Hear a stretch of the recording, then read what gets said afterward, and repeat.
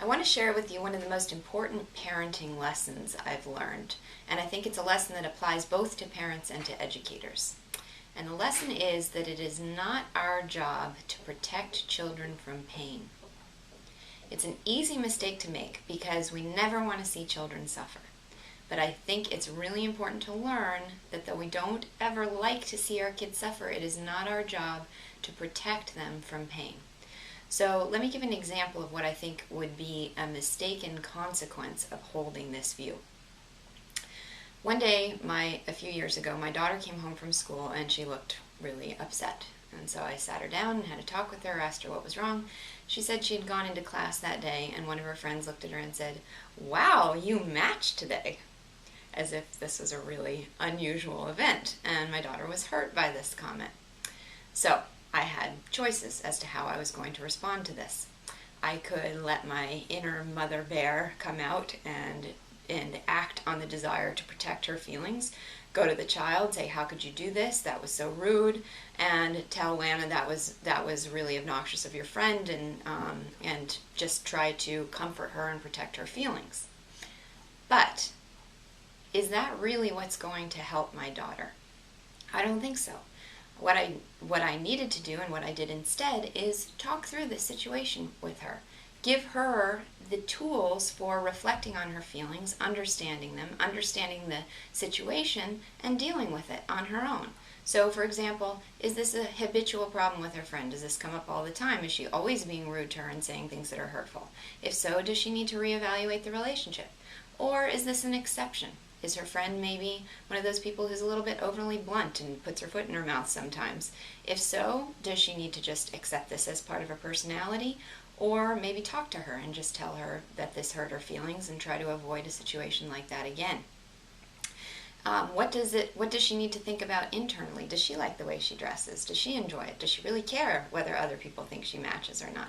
So all of these things were great discussion opportunities for us to give her the tools to think about these situations, to make decisions on her own, and to deal with them. So that's a parenting situation. What about in education?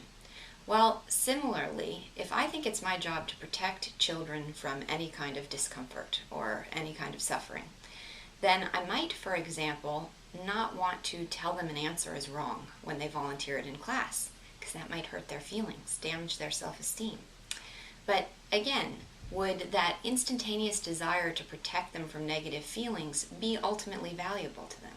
No, of course not, because number one, it's okay to be wrong, and they need to learn that it's okay to be wrong. Number two, it is my job to help them be right. It's my job to guide them to the correct answer. So they need to learn the value of being corrected if the goal is to arrive at the truth. So again, if my instinct is I want to protect them from discomfort, I'm going to go wrong.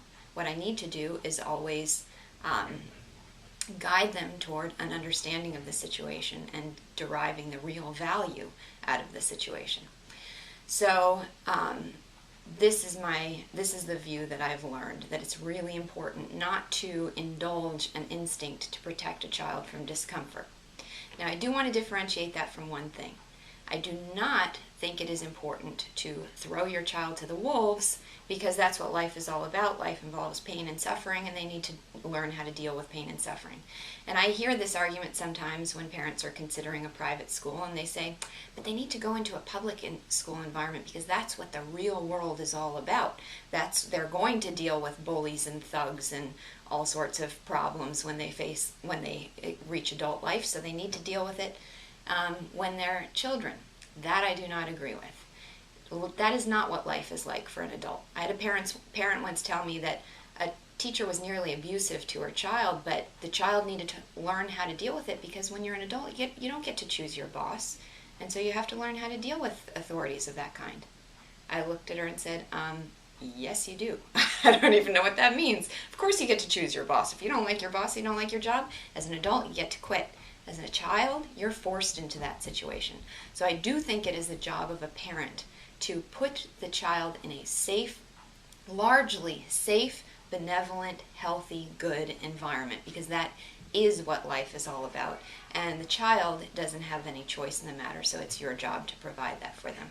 But within that basically safe and benevolent environment, those little pains, those little discomforts that are part of life and part of growth and part of learning, those are really important, and we need to not indulge our desire to just protect them from those feelings, but we need to teach them how to think about and cope with them.